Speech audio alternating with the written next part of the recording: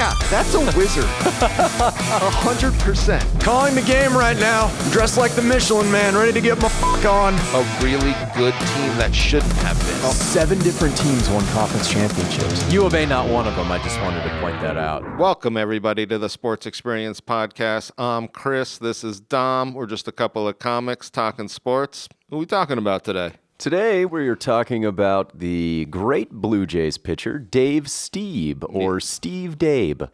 Depending on how you want to pronounce it. But one yes, of the Dave best, Stieb. one of the best pitchers in the 80s. I'll say that. I mean, this was a guy almost lost to history, if you think about it. Oh, absolutely. His team never won the big one, although he was awesome. He actually finished, interesting fact, with the highest WAR of any starting pitcher in the 1980s for you analytics fans out there. And he had the second most wins throughout the 80s. Yeah, after Hall of Famer Jack Morris. Yeah. So, I mean, this guy, he was really good for about a 7-8 year window where he really just was one of the AL's best and MLB's best pitchers, starting pitchers. So on a bad team. Well, they did have some postseason runs, but wheels kind of fell off. But let's get into it right now. Dave Stieb, born July 22nd, 1957 in Santa Ana, California. Yeah. His dad, Pete, was a general contractor, and his mom, who we'll bring up maybe a little bit as he's playing baseball in his high school and college years, Pat was a delivery driver for the San Jose Mercury. Oh, yeah. But Dave and one of his other brothers, I believe his name was Pete too, he was also a minor league player. Yeah, his brother was also really active in baseball. And yeah, baseball is kind of what everything revolves around for this family. Yes. And Dave, as he's growing up, is not a pitcher. No, not a pitcher at all. In fact, his parents discouraged him, particularly his mom, from pitching. She didn't want him to waste his arm. Yeah. And so Stieb ended up in the outfield and did a pretty good job. Yeah, he was a pretty good outfielder all throughout high school and then getting into college. So he's literally playing outfield this entire time. Yeah, he's a full-time outfielder. Yeah. It's not like he's moonlighting as a pitcher. His high school coach, John Becca at Oak Grove High School, said he didn't want pitching to interfere with his hitting. Yeah. So he was like dead set on being a pro baseball player, not a pitcher. Not a pitcher. Yeah, that's the thing. At all. His San Jose City College coach even said maybe being in the outfield saved his arm. Yeah, for later in his career. Later in his career, definitely. He ends up at Southern Illinois University and does a pretty good job as an outfielder. Toronto Blue Jays scout Don Welke encouraged the organization to take a look at him because he could run, he could throw, he could hit, pretty much anything you're looking for in an outfielder. Well, I want to say this. So as an outfielder being scouted, they said he was good, not great. Yeah. So, I mean, there were possibilities of him being taken, but nobody was like, oh, man, I want to get this guy. And I want to get him before another team because other teams are. There was nothing like that. Nobody's banging the table for him. They're just like, oh, his name comes up in the 16th round. Of course we'll take him. Exactly. He's a body. He can play. I mean, he's not terrible. We'll see if any of those really improve because really he was just good at this. And then what happened? Because this is what I found probably one of the more fascinating stories about Dave Stieb was like he's playing outfield. He's playing outfield. A specific day, May 3rd, 1978, his last year at Southern Illinois. They're playing Eastern Illinois in a game in Charleston, Illinois. And they have Bobby Maddock, director of player development for the Toronto Blue Jays, and scout Al Lamacchia in attendance for this game to look at Stieb. Yep. And not really impressed with him as an outfielder. No, like you said, if they were going to pick him up, it would be one of the last rounds as somebody else like, we'll see if he improves, but it's not, nobody else was looking at him. This guy will play maybe 2 seasons of minor league ball and wash out if he stays an outfielder. Yeah. But a stroke of fate happens in this game. Going back earlier that season, Southern Illinois had some injuries at the pitching position, and they needed guys to throw BP. Stieb threw BP, and the coaches were like, are you freaking kidding me? Because it was like an elite pitcher. It came so natural to him, oddly enough, what I had read and what I've seen in his major league career. But just like, you didn't really have to teach him much, so they were basically like, you're our emergency pitcher. Probably not going to use you because you'll be in the outfield, but with the way our depth chart is, we might need you to throw some innings for us. Well, and that's the thing is, I feel like if he wasn't so adverse to being a pitcher, they would be like, no, we're moving you to a pitcher. You're without a doubt a better pitcher than you'll ever be as an outfielder. But he was so adverse to it that he was just like, yeah, I guess you could use me if like you desperately need it. Lucky for him, they desperately needed him while the Blue Jays were scouting him. So like that's what I mean, where like it was definitely fate for him to just become this Blue Jay. He had said at that time, I didn't even think I could figure out what an ERA is. Yeah. That's how like not focused on pitching and so focused on being an outfielder that he was. And hitter. And hitter too. Yeah. But during this game, like I said, fate happens. Yeah. And they call on Stieb out of the outfield to come and pitch, and he's lights out. And according to the Blue Jays scouts, their eyes were bulging out for him. They were just amazed by what they saw.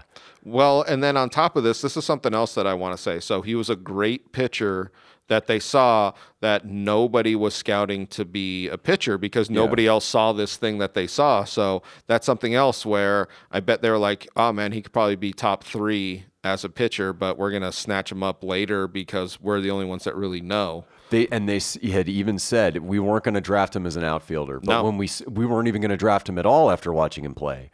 But after we saw him pitch, oh yeah, it's on now. Yeah.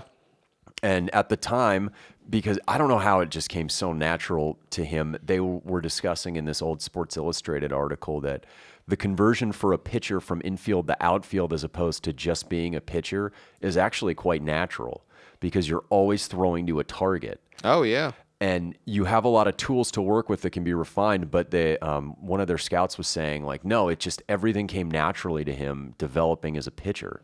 I wonder if he focused in on hitting so much too that like he really understood what hitters were thinking. That also probably came into play. I feel like it was all of it, not pitching throughout high school and college. And you're right, having this like more easy to adapt to being a pitcher. I feel like so like.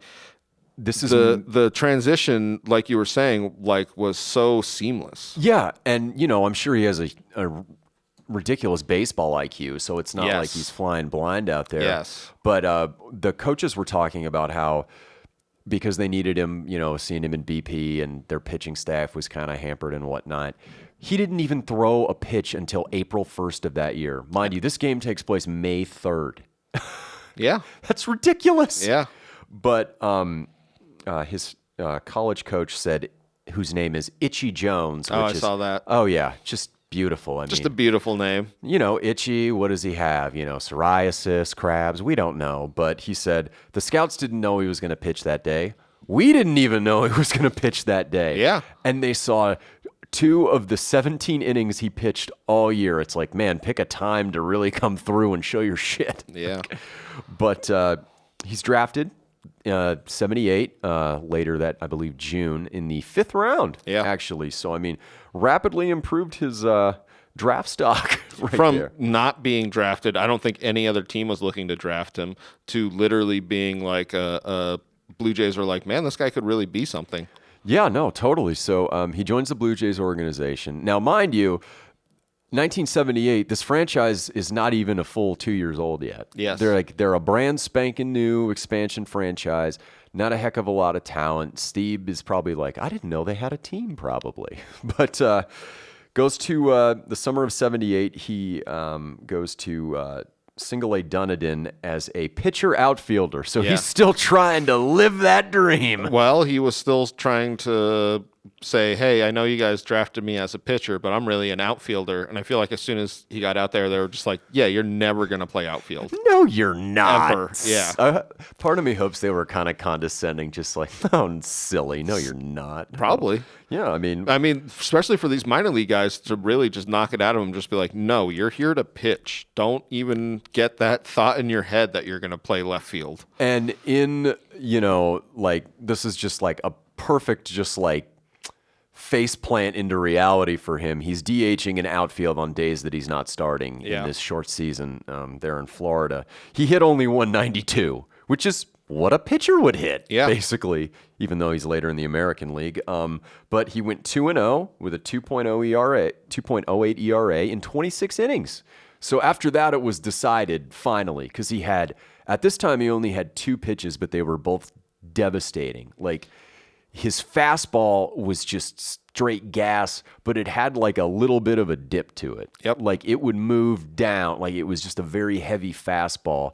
Well, they would say it was a high fastball that for some reason kept going into the strike zone. Yeah. And every guy was just like, oh, that's coming at my eyeballs. And then they would be like, oh, shit, that was at my nipples. Just like a hard sinking fastball. Yep. And he's starting to develop now this amazing slider. You That's talk what about everybody- sliders of the Yeah. 80s that are the best. Dave Stieb, if he's not number 1, he's number 2, because that shit moves east to west at a ridiculous rate. I mean, it looks like a fastball coming out of his hand. That was why people were talking about this. Was he literally had 2 pitches for a long time, and it was so hard to decide which one it was. He also, and I have to say, this was the brushback era. Oh, yeah. And he was notorious for that. he's kind of an asshole, but like in a man of his time asshole way. super competitive. Yeah, just like very dickish, very macho, especially with that Tom Selleck mustache. Oh, my That's worth a God. Google.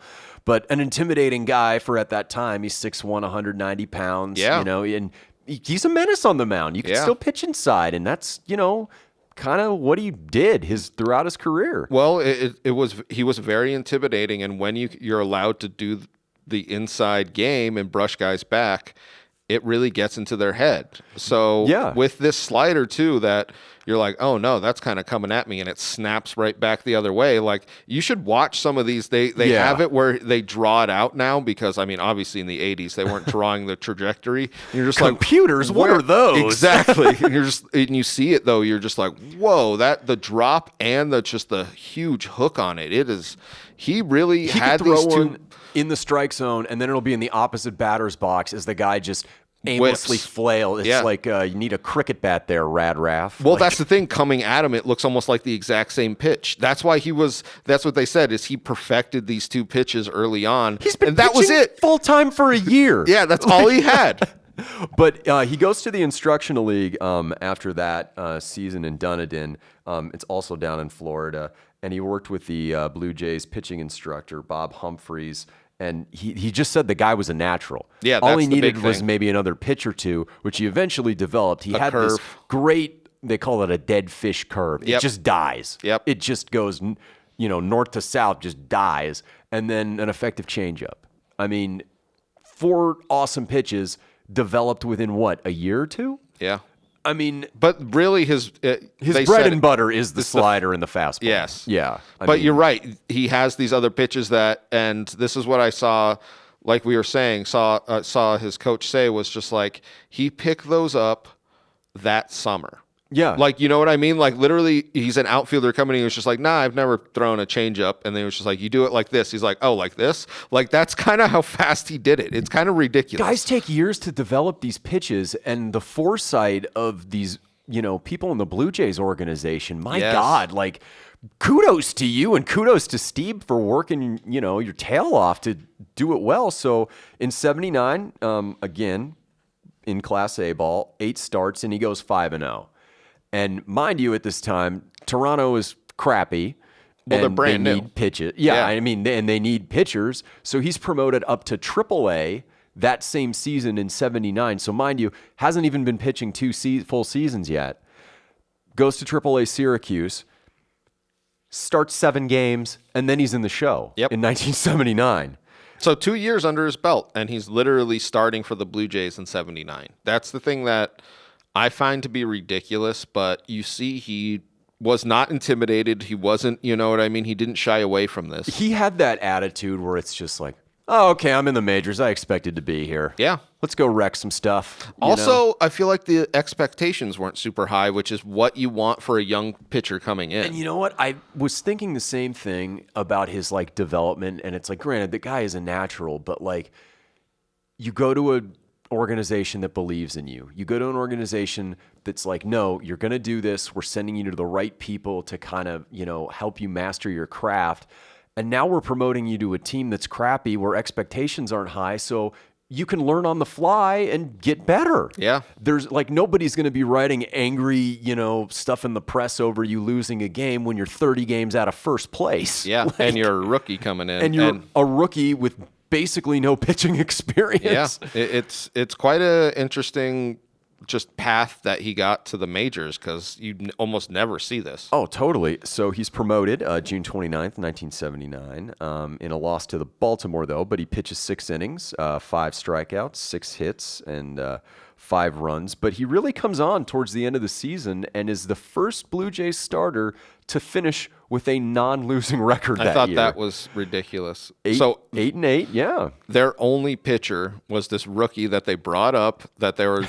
Just want to put it in perspective. Who's your best pitcher? An outfielder. Yeah, 2 years ago that they were scouting to be an outfielder, he brought up he was the only one that went 500. Which is fantastic. 7 complete games. And what you'll see throughout his career, this is a time in Major League Baseball where your arm didn't matter as much. And even if you're a young pitcher, especially, could you imagine how they would have handled him now? He'd be going like 3 innings a start for maybe his first 2 seasons. Oh, yeah. But 7 complete games, 1 shutout in 129.1 innings pitched. And then the following season, a little bit of a down year, but he's basically become the ace of this staff in 1980. I was going to say, they move him to be the number 1 guy, which then you're playing against the other number 1 guy, which you're going to see losses. And you saw his strikeouts go down, and he's not. We talked about this before the podcast, though. He's not a big strikeout guy. He's a pitch to contact more than he is a strikeout guy, more or less like he's getting the outs more by these guys swinging at crappy pitches and barely making contact. Well, he wants more ground balls. It's more democratic that way. Yes, it is. So that's the kind of pitcher he is, though. And because of the sink on those pitches, guys are going to be hitting a lot of toppers. Yep. Lots of double plays, things of that sort. But 12 and 15, 14 complete games, and 4 shutouts. And he had almost 200. He had over 240 innings pitched. You won't see a pitcher nowadays. The All-Star team. Yeah, this is his first All-Star. But you won't see a pitcher nowadays even like crack double digits in complete games, and you see him do it every year. Yeah. Where he's like, and I find this so interesting because I feel like the pitching staff used to be like way smaller, but they weren't. But it's just the usage is so different from the 80s to the 90s, and now especially. Yeah, the 80s it was. Back up through the 60s, it was a 3-guy rotation. Yeah, and then through kind of the 70s and 80s, you'd have a 4-guy rotation. Into the 90s, it was about 4. And then the later 90s, when the steroid era, came up, it's like, okay, maybe we need a 5th starter just to save these guys. But following season 81, it's strike shortened, so his win total isn't necessarily as high. All-Star again, 11 and 10. First time in Blue Jays history a starter has a winning record now. 3.19 ERA, 11 complete games. Yep. 11. That's just crazy. And he finishes with 2 shutouts. And he is the best pitcher on this stat. And by 82, Toronto's finally starting to acquire some more pieces to make possible postseason runs. So the team's getting a little bit more competitive. And then in 82, finished 4th in the Cy Young that year, 17 and 14 record. He led Major League Baseball in complete games with 19. And led the AL in shutouts with 5. I think innings pitched with 288.1 and batters faced. Well, I think, and look at this block of him in the 80s, and we'll go on to more, but like you see his arm is not tired whatsoever. And this is the thing that I feel like his mom was talking about, where she was just like, yeah, your arm's going to be dead if you pitch high school, college. And he gets all the way to the majors, and he's literally, his arm's fresh, ready to go. He's a horse, man. Like when you talk about a horse as a starting guy, like I know we talked about it with Schilling, but this guy is just like, the reason he has so many complete games and shutouts is when you put him in, you're not even thinking about your bullpen unless things go haywire. What he starts, he'll finish. Yeah. He'll want to finish. Yeah. 1983, 17 and 12 record, an all-star again. Wasn't an 82, oddly enough. 3.04 ERA, 14 complete games, 278 innings pitched, and 4 shutouts. And Toronto is starting to finally start winning some games. They're kind of making some noise in that old AL East. Yeah, they're starting to become a better team, not just a team with a good pitcher. And I mean, when you look back at the history of this franchise, and we'll get into it at the end of his career, he's like their first marketable star. Oh, absolutely. He's not necessarily their first position player marketable, but I mean, he's like the guy. Like when you think Toronto Blue Jays in this era of the mid-'80s, it's Dave Stieb and then kind of everybody else. Well, I mean, he's the first guy to really start racking up all-stars and all-star appearances and stuff like that. And you see him kind of as this face with this beautiful mustache. This beautiful mustache. Of this Blue Jay organization. And next stop, Flavortown, if you know what I mean, ladies. But that's the thing is he really is just like on this bad team that's really starting to put the pieces together, because early in the 80s they were bad. Now 84, they're starting to look like a real team. Yeah, 84, 16-8, 2.83 ERA, 11 complete games, and he led the MLB in innings pitched. And at his career high that year with 198 strikeouts, which, you know, for some guys isn't necessarily that much, but for him, I mean, he was pretty consistent in that kind of 170 plus, I believe, range, which, hey, if you're completing all these games and winning them, who cares how you get the outs? Yeah. It's more democratic that way. Exactly. But that's the big thing with him was he didn't really change his style to get into that, like, striking out as more glamorous kind of stuff. He's not Nolan Ryan, but he's getting the same outs and walking a hell of a lot fewer batters. Yes. 85 is when it all comes together for Stieb in this franchise. The team is great. Honestly, they probably should have won the World Series that year. We'll get into the playoffs, but 99 and 62. They've got great position players like George Bell, Jesse Barfield, and Lloyd Mosby in the outfield. Tony Fernandez is playing some shortstop for him early in his career. And then Stieb and the staff finally comes together because you have a veteran Doyle Alexander. You have Jimmy Key, who had a really successful career, and Jim Clancy. He's an all-star again, 14 and 13. He led the AL in ERA that year. Oh, yeah. 2.48, 265 innings pitched, 8 complete games. And this is his first time and Toronto's first time in the postseason. And for those of you who don't know, back from 1969 to 1993, each league, American and National, was divided into 2 divisions, East and West. 1985 is also important, and it comes back to really screw the Blue Jays because it is the first season, because from 69 to 84, the LCS's, League Championship Series, were only 5 games. This was the first year that they were 7. That they went to 7. And it kind of bites Toronto in the ass. Yeah. But Stieb is your Game 1 starter in Toronto at Exhibition Stadium, and he wins the game. 8 innings pitched, 8 strikeouts. I was going to say, almost complete game. He pretty much just like takes this game in for them. Yeah, Tom Hankey, the Terminator, their longtime closer. He finished that one off. But yeah, Stieb was in control. Game 4, in which he received a no decision, but the Blue Jays did end up winning. 6 2/3 innings pitched, 1 run. He had 7 walks and 6 strikeouts, but his team got him 3 runs in the 9th inning to win the game.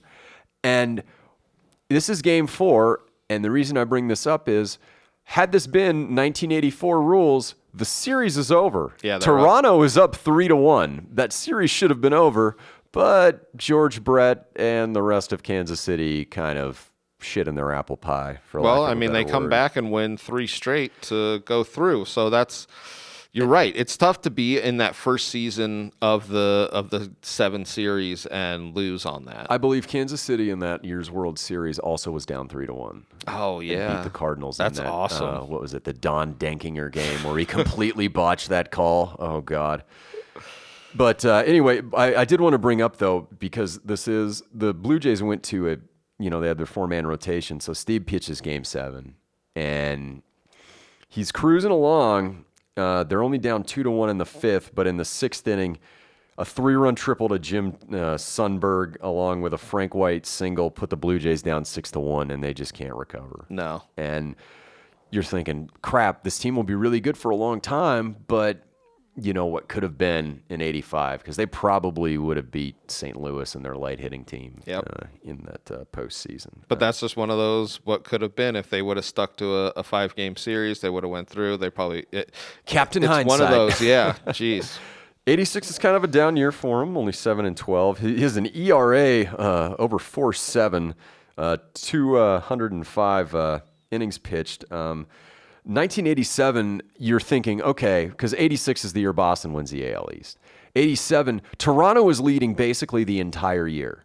You remember our 95 California Angels episode? Yes. Their collapse in 87 is not quite as drastic, but it's pretty... It's like in that Mets 2006, 2007 kind of realm, or 2007, 2008 kind of realm. Because for the first 2/3 of the season, they were looking like they were the team, and that was the other thing, was he was pitching great, and then you're right, stuff just went haywire. He had 13-9, just over a 4 ERA, 115 Ks. The team goes 96-66, but I wanted to bring that up because they're up 3.5 games with 7 to play. Oh yeah.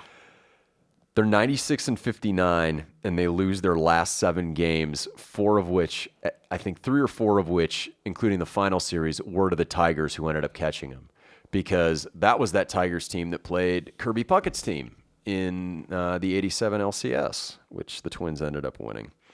But 88, back on track. He's an all-star again, 16-8, 2.93 ERA, over 200 innings pitched, 147 strikeouts. 89, they're finally back in the playoffs. They're finally back. They've upgraded their roster to include guys like Fred McGriff and John Olerud. This is the Blue Jays team that I know. If you know what I mean, when I think of Blue Jays with Stieb, is this team, not necessarily the 84, 85 or whatever team. It's this one, which it's an interesting, when you look back at these teams, you're like, oh yeah, I remember this group of guys. Yep. The team makes the playoffs. He goes 17-8, 3.35 ERA, over 200 innings pitched. But then they get to the playoffs and they play the completely roided out future world champion Oakland Athletics. Yep. And Stieb pitches games 1 and 5 of this ALCS and goes 0-2 with an over 6.3 ERA in 11.1 innings pitched. Well, I just feel like his pitching really does not line up with steroids. No, and I think the bat speed and all the muscles. Just didn't work. No. And Toronto, by this point, people are starting to kind of associate them with just choking. Yeah. I mean, choking in the playoffs. I mean, to me, this wasn't really a choke. 85 and 87 were chokes. 89 was just, okay, they're all on steroids. Yeah, it was a better team that was, physically 30 pounds bigger than every single one of your other players. Just a little thing that I thought was interesting about just the way these sports kind of evolved 80s, 90s was he was given one of the biggest contracts in the 80s. Yeah. And by the end of the 80s, early 90s, it was looked at almost like a bad contract. He's playing for free. So much so that the Blue Jays went in voluntarily and renegotiated it. And that was like the era where literally 85, it was looked at as like, whoa, that's a huge contract. 89, it was looked at as like, man, we're getting this guy for peanuts. Well, they had that whole collusion thing, I think in 87 or 88 with free agency, where like it was exposed that the owners and management were just really colluding to not sign these players and raise salaries. And then it just exploded towards the end of the 80s, early 90s. Into what they really should have been getting paid. And yeah, that's an interesting one. No, that was really cool. Yeah. 1990, this is probably his last successful season in the major leagues as far as like being the dominant pitcher that, he's known to be. Makes his last All-Star game, 18-6, 53 starts, 2.93 ERA, and 208.2 innings pitched. But 91 and 92, the back and shoulder issues start. And, who knows what his career would have been if he pitched when he was 12. Would he have even made the major leagues? But, he's getting up there in years. 91, 92, he's probably he's like in his mid-30s, 34, 35. And he has so many innings under his belt. That's the other thing that you have to realize. He's a 200 innings a season guy plus. Yes. So he's not just, So he's definitely wear and tear on his body, and it's showing, and Toronto's ready to... We'll see. The shame of all of it is 91 and 92, they win the AL East both years. Yeah. And he's only limited between the two seasons to 23 starts, and he only pitches 156 innings. And this is after the Blue Jays completely shake up their roster by dealing McGriff and Fernandez for Joe Carter and Alomar so Olerud can play more first base with McGriff gone. And everything kind of comes together, and he can't pitch in any of the postseasons, but he does earn that ring with Toronto in 92. Yeah. Like the long-awaited ring. But didn't play. Barely played at all in yeah. the regular season. Didn't even play in the postseason. No. I mean, you know, you had, I think, Jack Morris that year with Juan Guzman and Jimmy Key and David Cohn. So, I mean, there's really no room for Stieb. I think a big reason why they picked up David Cohn that year at the trade deadline was because Stieb wasn't going to be able to come in. Because he pitched in the National League, A, and then B, Stieb isn't coming back. Yeah. Well, it's interesting because I feel like he definitely paved the road that these guys went to the World Series on, which... Oh, absolutely. It's one of those things where it's like this organization became able to win a World Series because he had all of these years under his belt that he gave them. Jack Morris has the same mustache and is a similar pitcher, but he's in the Hall of Fame because he won those titles and is very recognizable for his postseason success. The same mustache. It's the same one. How are we not getting Stieb in the Hall of Fame? It's the same mustache. And it's not even a porno mustache. It's more like a no. Lou Brown baseball mustache It's from a Major gentleman's League. stash. Yeah. Shut up, Dorn. I don't know. I got a guy on the other line about some white walls. Let me call you back. How'd you like to manage the Indians this year? But that's the thing is it's a great 80s stash. He was a great 80s pitcher. That's the thing. And I wanted to bring this up too. This like the contract where we touched on it earlier was he was so competitive that guys in the infield were like, "Oh no, I hated Stieb. I hated him, but I loved when he was on the mound." And it was like, he had this fire in him before we get into the last part of his career. Yeah. He was a dick on the mound, and not like in a necessarily bad teammate way, but like a guy boots a ball, he's not going to be happy. He'll put his hands on his hips. He talked to himself on the mound. Like, you know. I'll tell you what, Roger Dorn lasted one season. Yeah, he did. And that was it. And then he was like, "Hey, man, if you're going to do that out there." Yeah, pretty much. Like, in his later years, he kind of toned it down, but he was an intense guy. And I think that's some intimidation for a pitcher, especially in that era. Like, I don't want to face him. This guy's mean as shit. Pitching on the inside, mean as shit, super. I mean, it's really, he's a great pitcher and a great pitcher in his era, which I love.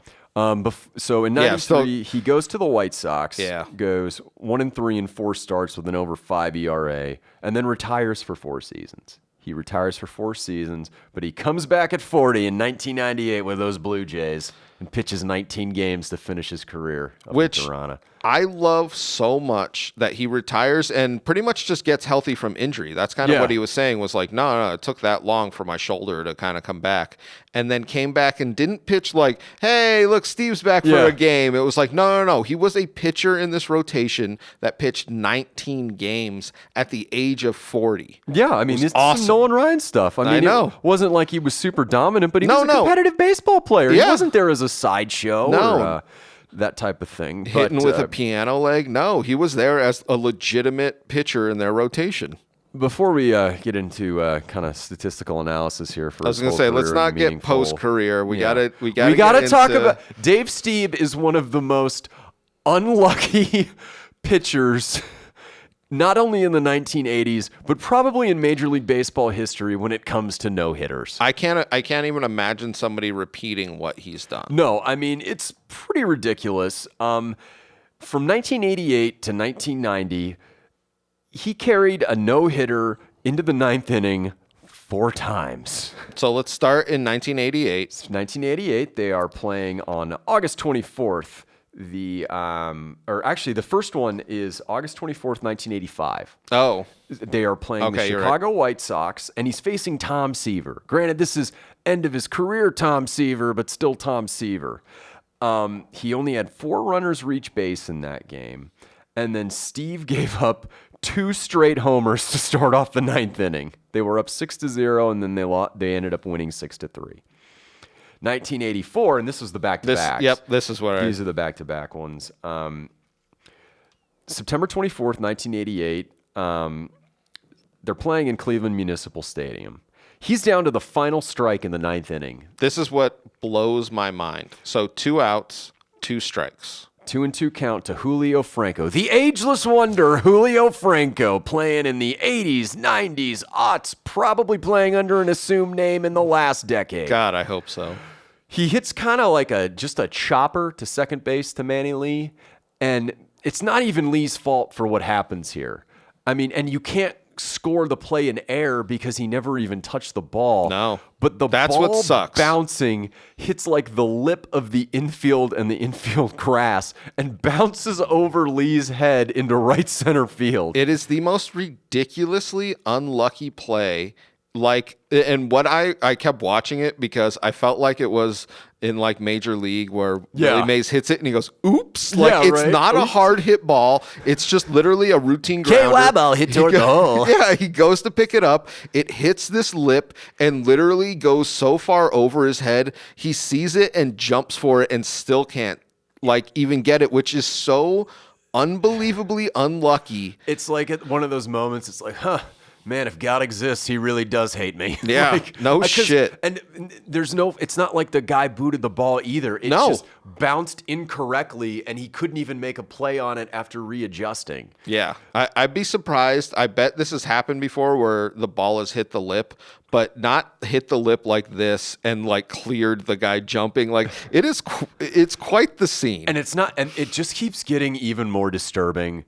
Because, like, okay, the first one, there's no outs in the 9th inning. You give up 2 dingers. Shit happens. Yep. This one, you're 1 strike away.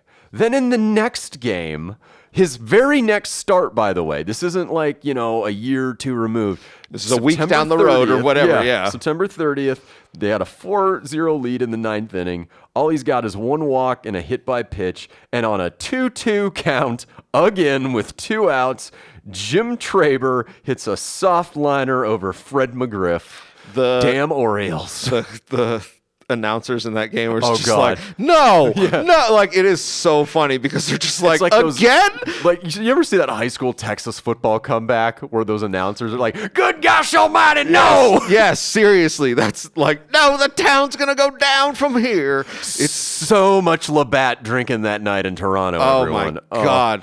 The look on his face, the first one, you're like, oh, yeah, that's the worst luck. The look on his face with this ball that's just like a single, a hit ball, he's just like, are you kidding? You know what? If he pulled an Antonio Brown and just started taking his clothes off at the mound, I don't think anyone would have blamed him. Walks off. Yeah, just walked off and said, like, fuck it, I'm done. Fuck this shit! And that's the thing is, not only does these no-hitters get broken up, but his shutouts get broken up. He ends up like, these games are... And he's getting complete games out of these, but you're right. Some of them, though, they did end up winning this game in a shutout. They did. Oh, the first one. Yeah. The first one, giving up the dingers. The dingers, yeah. But I'm just saying, like, he has the most unlucky... I can't even imagine somebody losing 2 games like this. So throughout their entire career, losing 2 no-hitters like this, let alone back-to-back, let alone 3 no-hitters in the 9th inning. But there's one more. I know. That a lot of people don't know about. There's one more. And it's even more soul-crushing. August 4th, 1989. They're playing the Yankees. Jesus. I think it's Skydome at this point, not Exhibition Stadium, but they're in Toronto. The Yankees... 8 innings pitched, 9 strikeouts. 2 more strikeouts in the 9th. He is 1 out away from a perfect game. Not a no-hitter, a perfect game. That's the thing about these early ones was I think there was 1 error and like 3 walks, and then he hit a guy and there was a walk. So they weren't perfect games, but here we go with his last one building up. You're 26 up out of the 27 down that you need, and Roberto Kelly lines the ball into left field.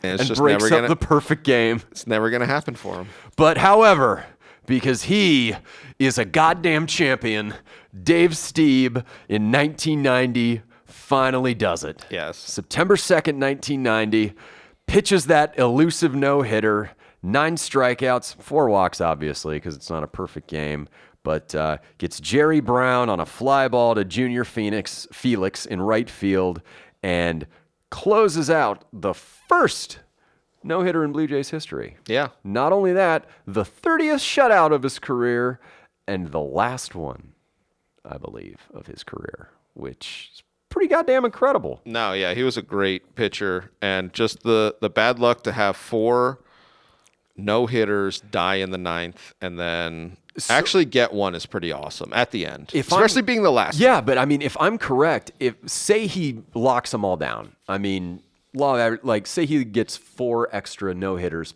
or 3 extra no-hitters and a perfect game. Yeah. That's 5. That's more than anybody but Nolan Ryan in Major League Baseball history, which is incredible. He would make the Hall of Fame on that. That's the thing I that know, you I look think at. he might, dude. I mean, even though he doesn't have the playoff, stuff, I'm just saying, like, if he had 5, yeah, I'm just saying. But it's such a rough thing, but he really retired as Toronto's leader in, like, every pitching stat. Yeah, like the only guy who's really in front of him now is the late Roy Halladay, who's in the Hall of Fame. But after his career, his number 37 was, I guess, retired. It's in the Blue Jays level of excellence. But Yep.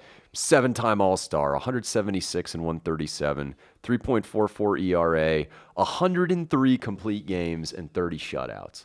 For basically a decade's worth of work, that's pretty damn impressive. Yes. That is really impressive. And over 2,800 innings pitched, 1,669 strikeouts, and also 5 times led the major leagues in hit by pitches, which speaks to his competitive nature. Definitely. Definitely. Dave Stieb, everyone. Hope you guys enjoy it.